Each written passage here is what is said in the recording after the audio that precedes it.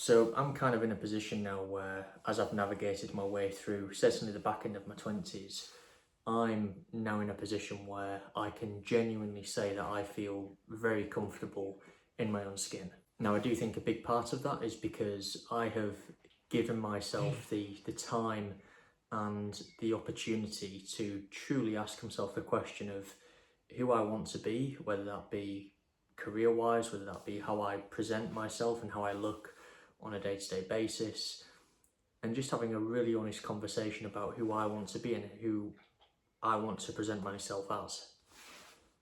Now, it's interesting because I think if I look at particularly the earlier part of my 20s, kind of when I was in like that 20, 21, 22 to 23 age range, I look back at the friendships that I used to have at that point in time, and I would say one of the biggest pitfalls that I experienced was being around people where they just had a very negative stigma to them. And I guess more specifically, it just always felt that if I wanted to do something that I felt genuinely comfortable with, whether it was having curly hair, whether it was at the time wearing like all Nike, I constantly got criticised and beaten into the ground over actually just wanting to be myself.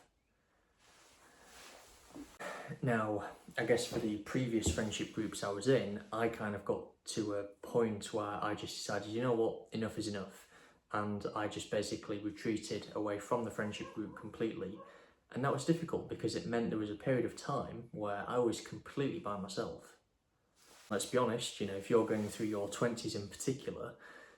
you want to use that time to develop social connections and be around people. And most importantly, just being able to enjoy the process of going through your 20s. You don't want to spend that time alone or feeling isolated. So at the time, it was a very difficult decision to make to actually retreat away from a friendship group that I had been in for such a long period of time.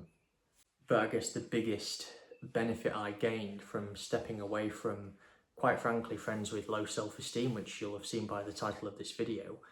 is it gave me the opportunity to reflect on who I actually wanted to be, and it allowed me the time, the space and the opportunity to become the person that I now feel very comfortable with, and I feel very content with going through life.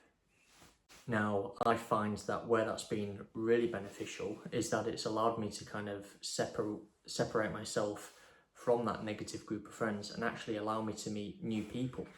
And I think where that's become really easy is the fact that because I'm being genuine to who I want to be as a person,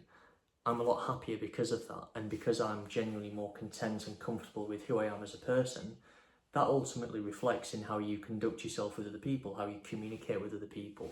how you present yourself to other people when you first meet them. You're less likely to feel anxious or nervous because you're being authentic to who you truly are as a person and who you ultimately want to be.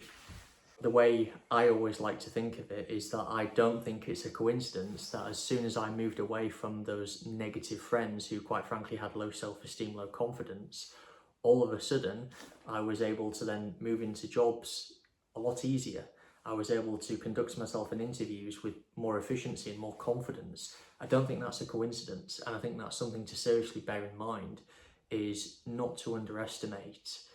how powerful it can be to move away from people with low self-esteem, low vibration, low confidence. It can seriously have a massive impact on you as a person at an individual level. You'll often hear the term coined, you are the sum of the 5 people you spend the most amount of time around. And you have to look at it quite logically. If you spend your time around people who do nothing but deflate you as a person, deflate you with your confidence, deflate you with any ambition, then ultimately you will become someone who lacks confidence, who lacks ambition, who lacks just any degree of confidence in how you present yourself. And that can be a massive deterrent to both personal developments, but ultimately just genuine happiness.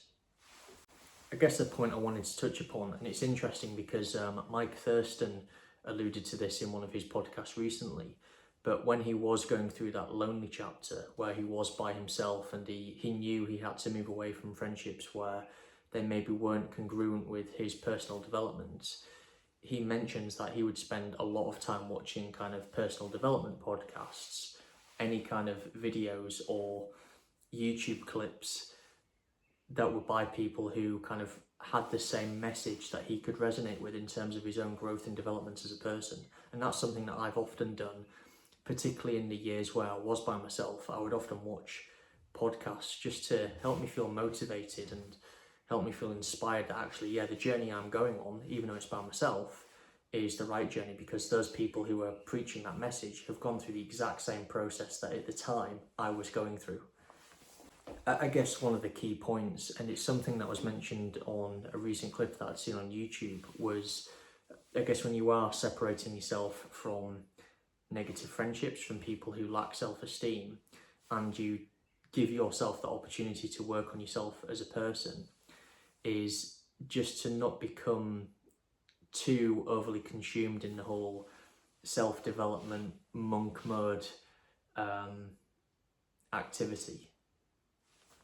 Now, don't get me wrong, there are aspects of monk mode that are absolutely fantastic to fast-tracking your self-development, but notice I said aspects of monk mode, not monk mode in its entirety. Personally, I feel monk mode is actually quite flawed, because ultimately what monk mode does is it almost preaches that you should spend a lot of time alone and by yourself, which I think is completely the wrong direction to go in, because ultimately if you isolate yourself from people, you don't allow the magic of life to take shape. You know, if you isolate yourself all the time, how do you expect to meet new people? How do you expect to learn new perspectives and new ideas to help you grow as a person? You don't do that by spending all your time by yourself. And I think that's probably one of the key points I would make when it comes to going through that chapter of stepping away from the negative friendships and being by yourself, is not to become too engrossed in the idea that actually isolating yourself is somehow beneficial, because I actually think it's completely counterintuitive to your growth and development as a person. Yes, you can have periods of time where you spend time by yourself, but ultimately don't fall into the trap of just completely isolating yourself from everybody, because that is not congruent to personal development, and that is not congruent to your ability to network with other people, to gain new ideas and new perspectives, especially if you're running your own business. It's absolutely key to network and meet new people and actually learn new perspectives that you've maybe not even considered before. That's key.